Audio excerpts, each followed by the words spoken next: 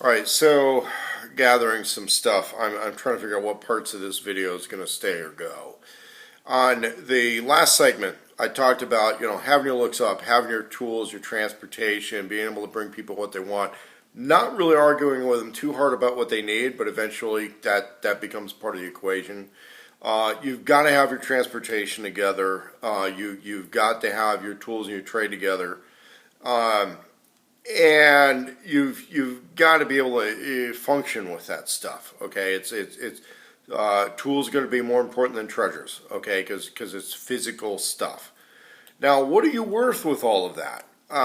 There's a lot of people that are not necessarily going to be the established, experienced tradesmen jumping into the fray with that, or there's going to be competition. The way the workforce is organized in the United States right now, that competition is very regional. Construction trade people who are relatively successful at that in a lot of ways move around. They go where the work is, and that's relatively seasonal. And that is the case even for a lot of migrant workers in the farming industry. They go where the work is, where the season is, and then they have a home base. And once they make enough money traveling on the journey, right, the journeyman type thing, once they make enough money on that, they'll usually set up someplace, and then they're the boss somewhere. And that's usually kind of the way those things work. So if you're the guy, and a lot of people say, well, the young guy is going to be at this. Well, if you're new at this, if you're in a career change or something like that, you're the equivalent to a new guy, a young guy, but you may be able to fool people a little bit into thinking you're more experienced than you are, especially with the educational resources that are around right now. You could read books, you can watch how-to videos on stuff, you could probably keep up long enough on little specific jobs where you're going to make the money. The question is, what rate? Well, that has a lot to do with what's coming to that employer tables, and they're shopping. Okay, so they're trying to get something for nothing. And this is going to matter whether you're doing construction remodel trade, other types of things, car mechanic type stuff, animal handling type stuff. They're looking for that deal. But you also have to understand what their other options are likely to cost. For example, in the handyman trade stuff that I do, there were some times I was going to work subcontract with a company. And this was a company that was doing things a little illegally because they were based out of state. And the rates that they were working things that were kind of piece rate and kind of not, with regards to the contract, were legal in their state but not legal in Oregon. And so they were doing something that I found out from the contractor board that wasn't quite, I had that discussion with them because I said, well, what if I did this, what if I did that? And they said, well, any company doing that, they wouldn't be based in Oregon. But if all of the billing is out of state and it's this and it's that, it kind of sort of things that aren't permanently attached to the house, they can get away with it. As soon as it's something, there was a company that was doing awnings on the sides of houses. As soon as you're putting screws into the side of the house, they had to be an in-state thing with that. The situation with that is, okay, if you're bringing a truck, if you own a motorcycle, you own a sports car, and you're a real good-looking, happening person with a lot of friends, are you worth more? Are you a good moral person in the eyes of your community? Are you worth more? Are you ex-military? Are you all these things that make you a special person? Well, a lot of people would say yes, but the bottom line is that's not all coming to the employer's table. I mean, in some ways it is, in some ways it's not. And the question is, okay, what's the rental cost of a truck? What's the rental cost of the tools you're bringing? I've told a lot of people, I'll tell you what, you want to be an anarcho-capitalist, you want to believe that minimum wage is too much? Okay, great. Give me $5 an hour plus the rental value of all my truck, my tools, and the $1,000 typical referral fee that a headhunter gets for referring good employees to somebody. We'll do that. We'll work for the summer. I'll work for $5 an hour. I want $1,000 for every fully screened known employee that I bring to your table. And you're just going to pay me my rental value for my tools, my truck, and everything else. And we'll call it happy.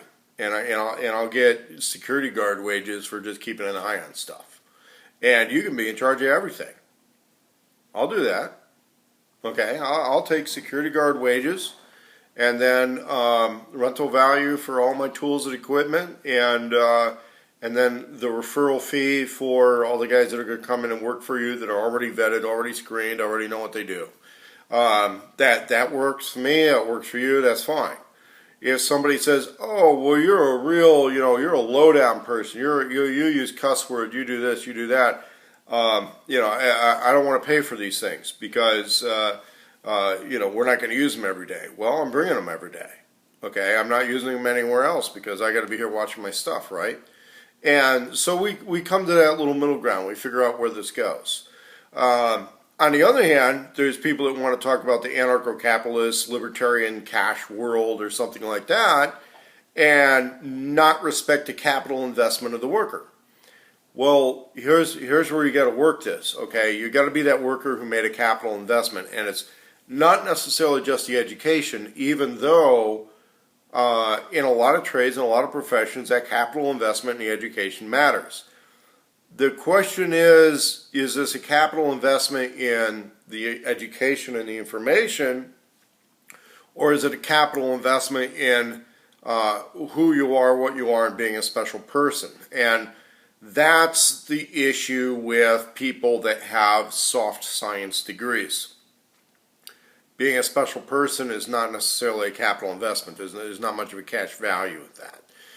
The counselors who said, educate yourself in something that you enjoy, and then everything else falls into place. It's real nice sounding stuff, but it doesn't make you money, okay? So that is some of the advice they give in school, because it's cheap and easy to sit through a bunch of lectures as your education while these other people are going through practical education and they do lectures once a week in church. Okay, that's one of the things that happens. You've got a requirement in a modern school system to sit through, huge numbers of sermons from state preachers. Basically, is what a lot of these teachers are. These are state preachers, and very little practical stuff on how you're going to make money. Those tend to be advanced placement classes for special kids. The reality is, probably everybody needs to learn. I mean, how many classes do you see in modern schools for home economics? You don't see a lot of them. And you don't see a lot in something where, here's what I learned in high school, here's how I'm going to make a living with it. In the old days, in the days of the public education, that's what it was supposed to be. Okay, the idea was that a 17, 18-year-old could graduate high school and go to work and bring something to the workplace. There were classes where they had little funding things. You could actually, if you completed a class, you ended up with your toolbox from the class, and those are the things you had to start out in the workforce. I've tried to put together apprentice programs with people on that where they work with me for a period of time. But right now, that's mostly going to be in voluntarist organizations, okay? Or voluntarist organizations. This coming summer, I want to try and put something like that together. I'm not sure if I'll succeed because I know there's going to be people who are going to work against me on it.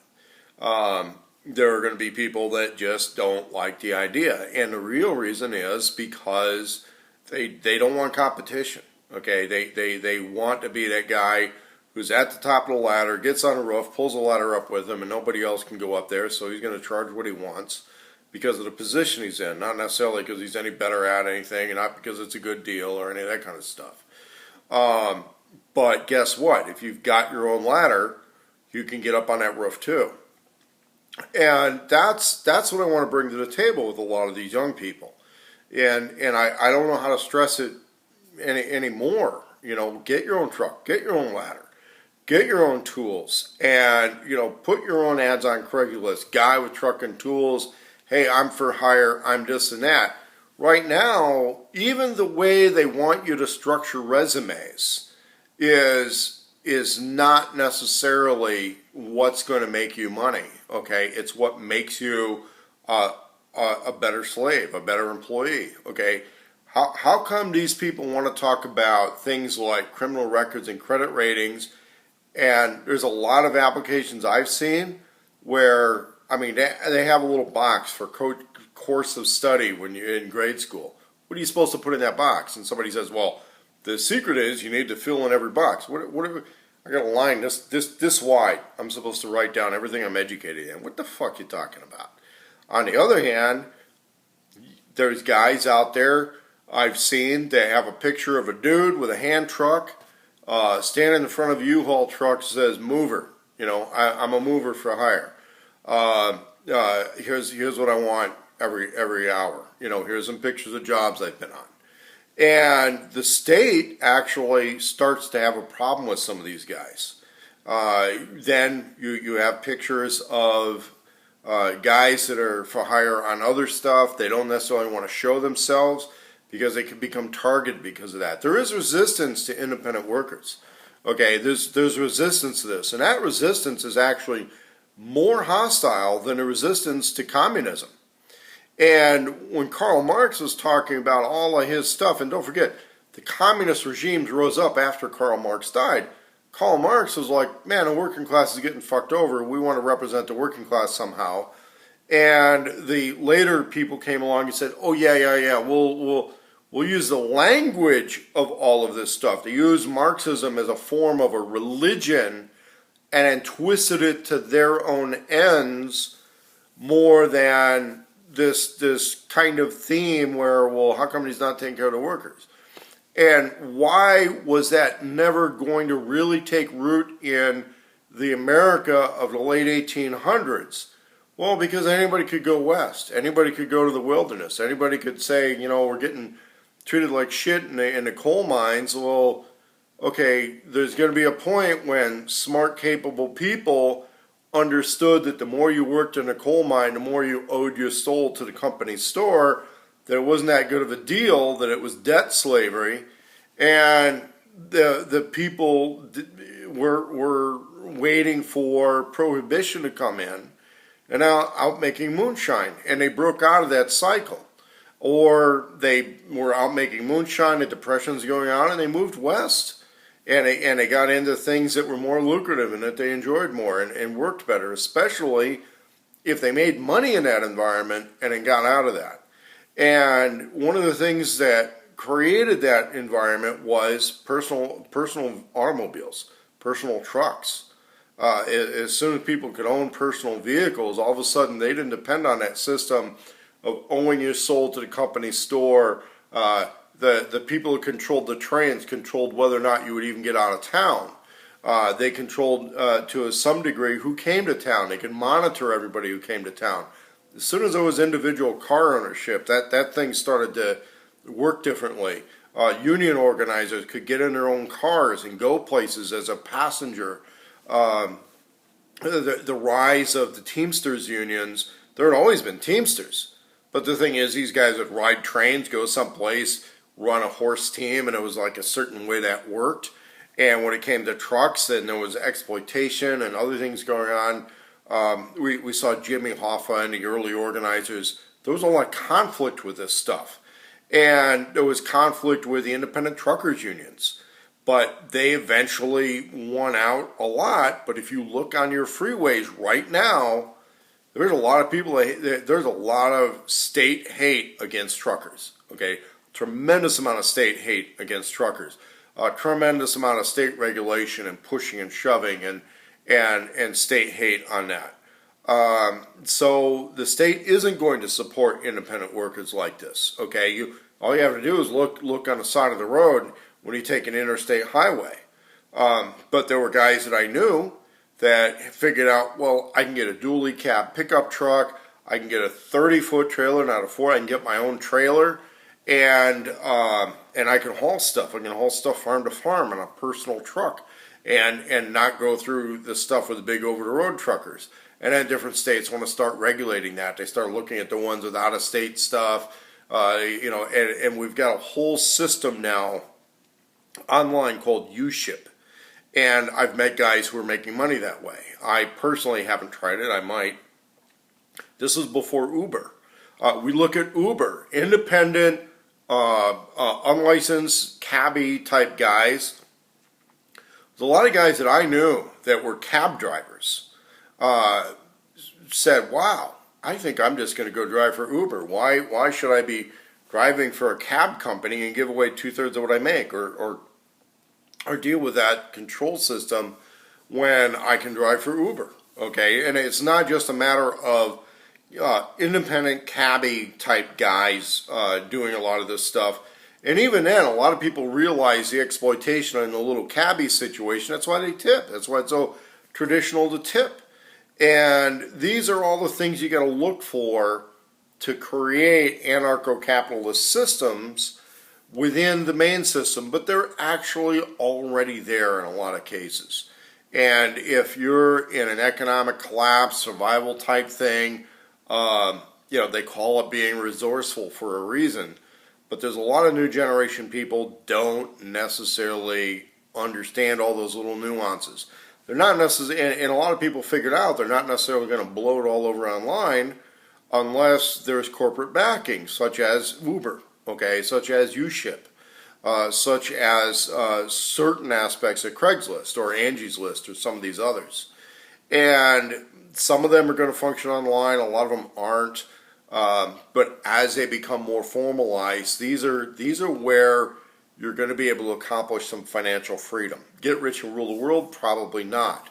But once you accomplish that level of financial freedom, you're going to be able to influence a lot of things, especially if you get into situations where what you're bringing to the table, what you pay for, your capital investment in whatever it is you're doing, such as an Uber car. An Uber car needs to be a newer car. You make a capital investment in a newer car in order to be an Uber driver.